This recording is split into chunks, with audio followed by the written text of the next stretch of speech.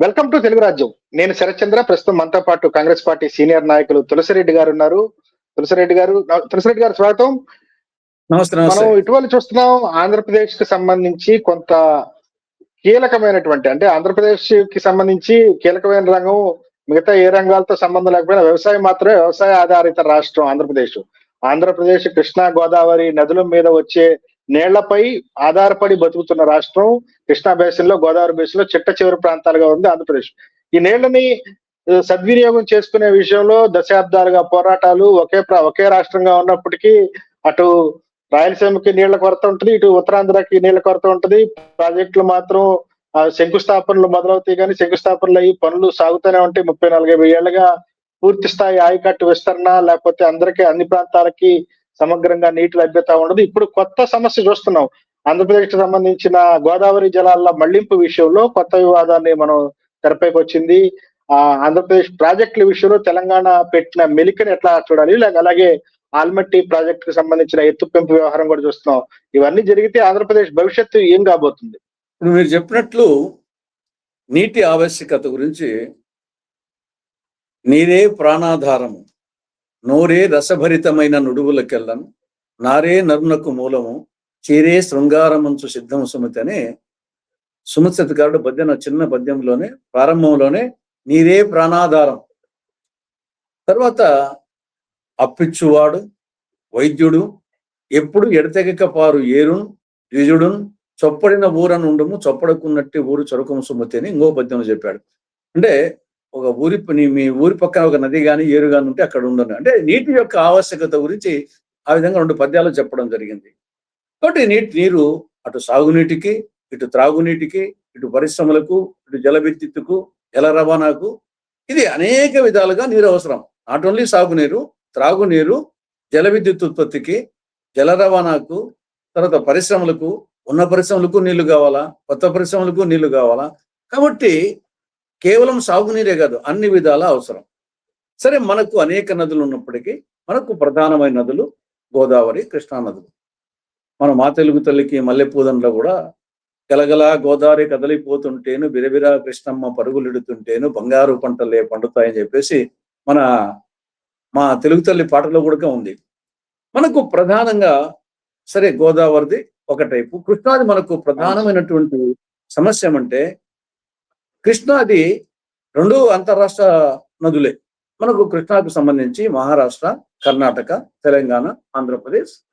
కాబట్టి ఇది మహాబలేశ్వరంలో పుట్టి చివరిగా 4 రాష్ట్రాల గుండా ప్రవహించి చివరిగా ఆంధ్రప్రదేశ్లో కృష్ణా జిల్లాలో అంశలదీవి దగ్గర బంగాళాఖాతంలో కలుస్తుంది. ఇది కృష్ణానదికి సంబంధించి 1440 కిలోమీటర్లు ప్రవాహం వ్యయం.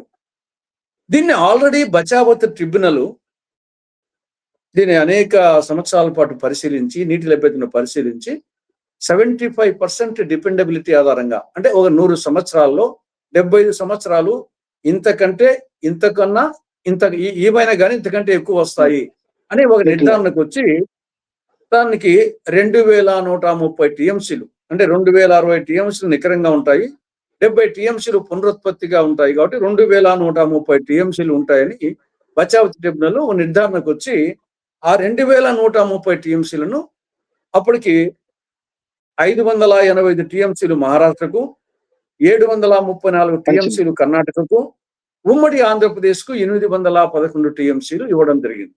అది ఆల్రెడీ నికర జలాలు ఆల్రెడీ కేటాయింపు అయిపోయింది బచావత్ ట్రిబ్యునల్ ప్రకారంగా. మహారాష్ట్రకు 585, కర్ణాటకకు 734, మనకు 811.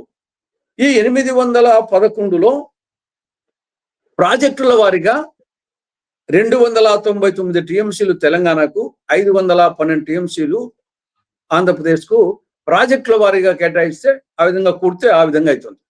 కాబట్టి ఆల్రెడీ అయిపోయినాయి, నికర జలాలు లేవు. ఉండేది మిగులు జలాలే. మిగులు జలాలు అనేది అది సముద్రంలో కలుస్తాయి, లేకుంటే కింది రాష్ట్రంలో ఉపయోగించుకోవచ్చు. ఇప్పుడు కృష్ణాలో నికర జలాలు లేని నేపథ్యంలో ఇప్పుడు జరుగుతూ ఉండదు ఏమంటే, మనకేమో తెలంగాణ ఎగువ రాష్ట్రము, కర్ణాటక ఎగువ రాష్ట్రం. ముందు కర్ణాటకకు తీసుకుంటే కర్ణాటకలో ఆల్మట్టి, నారాయణపూర్ ప్రధానమైనటి. ఇక్కడ ఆల్మట్టి ఎత్తు అనేది మెయిన్ సమస్య. ఇది సుప్రీంకోర్టు ఏం చెప్పింది? 519.6 మీటర్ల ఎత్తులు వరకు నిర్మించుకోండి. 519.6 మీటర్ల ఎత్తు వరకు ఆల్మట్టి డ్యాం నిర్మించుకోండి. ఆ విధంగా నిర్మించుకుంటే 129.72 టీఎంసీలు నిల్వ ఉంటుంది అని ఉపయోగించుకొని సుప్రీంకోర్టు తీర్పు చెప్పింది. కానీ ఇప్పుడు కర్ణాటక ఏం చేస్తుంది? దాన్ని 524.256 మీటర్లు ఎత్తుకు దాదాపు అంటే ఒక 5 మీటర్ల ఎత్తు పెంచే విధంగా వాళ్ళు వచ్చేసి దాన్ని రూపకల్పన చేశారు. ఆ విధంగా చేస్తే దాని నిల్వ కెపాసిటీ 279.72 టీఎంసీలు అవుతుంది. అంటే ఇప్పుడు ఉన్న దానికి అదనంగా 150 టీఎంసీలు అదనంగా అన్ని నిల్వ అయిపోతాయి.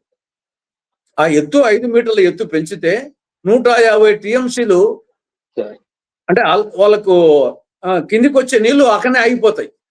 కిందికి వచ్చేది మనకు వచ్చే నీళ్ళు ఆగిపోతే మనకి ఆటోమేటిక్ 150 టీఎంసీలు ఏమి మొత్తం మనకు కేటాయించిందే 811 టీఎంసీలు తెలంగాణకు మనకు కలిసి.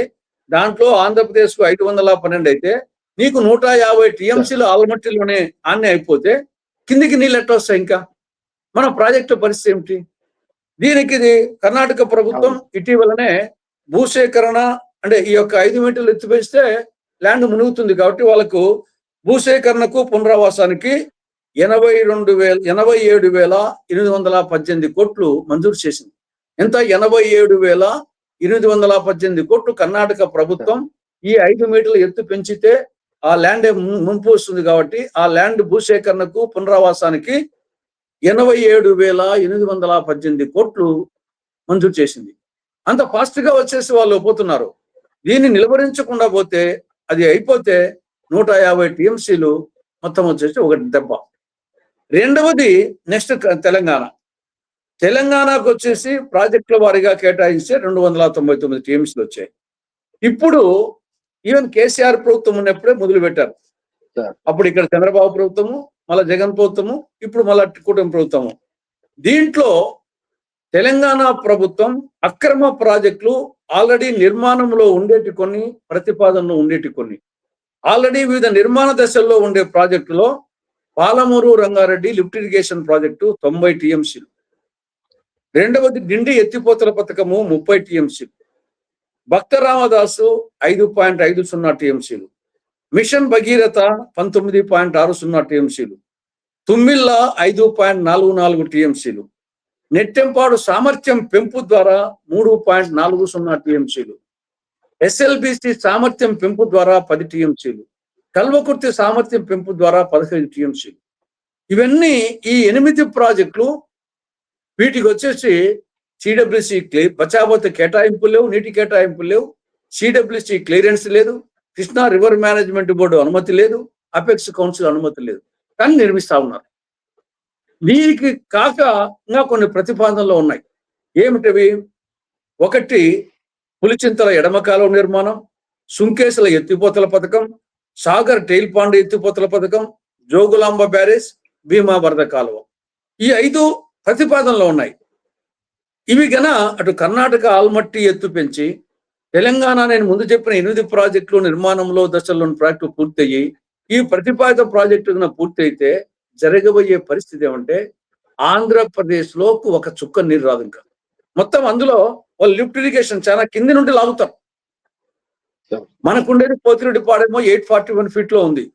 మనయన్నీ ఆ నీళ్లు పైకి వచ్చే తప్ప మనకు రావు. కానీ ఇక్కడ వచ్చేసి మొత్తం కింది నుండి లాగుతూ ఉన్నారు. ఆడ ఆల్మట్టిలో నిల్వ ఉంటుంది. కింది నుండి తెలంగాణ లాగిన తర్వాత మొత్తము ఆంధ్రప్రదేశ్ లో ఉండే ప్రాజెక్టులు 1 తెలుగు గంగ, 2 గాలేరు నగరి, 3 హంద్రీ నీవా, 4 ఎస్ఆర్బిసి, 5 వెలుగొండ, 6 సాగర్, 7 కృష్ణా డెల్టా, మొత్తం 50 లక్షల ఎకరాలు. కడప, కర్నూలు, చిత్తూరు, అనంతపురం, నెల్లూరు, ప్రకాశం, గుంటూరు, కృష్ణా డెల్టా కూడా ఎఫెక్ట్ అవుతుంది. మొత్తము ఇన్ని ప్రాజెక్టులు 50 లక్షల ఎకరాలు వచ్చేసి సాగు భూమి, బీడు భూమిగా మారిపోతుంది. జల విద్యుత్ ఉత్పత్తి కాదు, త్రాగునీరు లభించదు, జల రవాణా ఉండదు. కాబట్టి అనేక విధాలుగా ఒక్క మాట చెప్పాలంటే ఆంధ్రప్రదేశ్ తారి ఎడారి అవుతుంది. రేపు వచ్చేసి ఇప్పుడు ఏదో చంద్రబాబు నాయుడు గారు ఆ ప్రాజెక్టు ఈ ప్రాజెక్టు పరిశ్రమ అంటున్నాడు. రేపు ఆ పరిశ్రమలకు నీళ్ళు ఎక్కడి నుండి వస్తాయి? ఆల్మట్టి ఎత్తు పెరిగిపోయి 150 టీఎంసీలు అక్కడనే స్టాక్ అయిపోతే, తెలంగాణ వచ్చేసి ఈ విధంగా దాదాపు 200 టీఎంసీలు వచ్చేసి పైన లాగేస్తే ఆంధ్రాకు నీళ్ళు వచ్చేది ఎక్కడ? నీకు పరిశ్రమలు పెడితే ఏం చేసుకోవాలా? కాబట్టి ఇంత ప్రమాదం జరిగిపోతా ఉంటే దాన్ని పట్టించుకోకుండా అటు ముందు చంద్రబాబు ప్రభుత్వం కానీ, జగన్ ప్రభుత్వం కానీ, ఇప్పుడు యాక్చువల్ గా కర్ణాటకలో కాంగ్రెస్ ఉంది, తెలంగాణలో కాంగ్రెస్ ఉంది. కాంగ్రెస్ వాడిగా అయినప్పటికీ నేను వచ్చేసి తెలుగు వాడిగా, ఈ రాష్ట్రానికి చెందిన వ్యక్తిగా నా బాధను ఎత్తుపరుచున్నా. యాక్చువల్ గా నాకెందుకని ఊరుకోవచ్చు. కర్ణాటకలో కాంగ్రెస్ ప్రభుత్వం ఉంది, తెలంగాణలో కాంగ్రెస్ ప్రభుత్వం ఉంది అని మా పార్టీ వాళ్ళు ఏమంటారని చెప్పేసి నేను యాక్చువల్ గా, కానీ నాకు మన రాష్ట్రం వచ్చేసి ఈ విధంగా ఒకటి నీకు సిడబ్ల్యూసీ క్లియరెన్స్ లేకుండా, కృష్ణా రివర్ మేనేజ్మెంట్ క్లియరెన్స్ లేకుండా, నీటి కేటాయింపు లేకుండా, అపెక్స్ కౌన్సిల్ లేకుండా అన్యాయంగా అది ఎవరైనా సరే, మనవాడైనా సరే, ఎవరైనా సరే అనే యాంగిల్లో పోతుంటే ఈ ప్రభుత్వానికి ఏమైంది? అటు గతంలో చంద్రబాబు ఇప్పుడు ఏం కొత్తగా స్టార్ట్ అయింది కాదు, కానీ ప్రభుత్వం మాట్లాడలేదు. ప్రభుత్వం ఎక్కడ అసలు చెప్తా ప్రభుత్వము కుంభకర్ణం నిద్రపోతా ఉంది, ముద్దు నిద్రపోతా ఉంది, రోమ్ నగరం తగలబడిపోతా ఉంటే నీరో చక్రవర్తి ఫిడేల్ వాయిస్తూ కూర్చున్నట్లు ముద్దు నిద్రపోతా ఉంది, తారేడారి కాబోతా ఉంటే. ఇది పట్టించుకోకుండా ఏదో వచ్చేసి పోలవరము నల్లమల సాగర్ అంట. నీకు ఉండింది అమ్మకు అన్నం పెట్టిన ప్రభుత్వుడు పిన్నమ్మకు బంగారు గాలు చేస్తున్నట్టు ఉన్న ప్రాజెక్టులకు వచ్చేసి ఆల్రెడీ ఎగ్జిస్టింగ్ ప్రాజెక్టులు కొన్ని దశాబ్దాలు పడిన ప్రాజెక్టులకి దిక్కు మొక్కు లేకుండా పోయి విడి భూములుగా మారిపోయే పరిస్థితి వస్తుంటే దాని గురించి పట్టించుకోకుండా వచ్చేసి అని గాలిమడలు కడతా ఉన్నారు. చాలా ఇమ్మీడియట్ గా వచ్చేసి చట్టపరమైన, న్యాయపరమైన, రాజకీయపరమైన చర్యలు. మీరు చెప్పింది చాలా ఇంపార్టెంట్ ఇష్యూ కాదు సార్, మీరు చెప్పేది చాలా ఇంపార్టెంట్ ఇష్యూ, సీరియస్ ఇష్యూ. మన రాష్ట్రం పూర్తిగా పారిశ్రామికీకరణ కూడా లేదు, వ్యవసాయం మీదే ఆధారపడి ఇంకా నడుస్తుంది.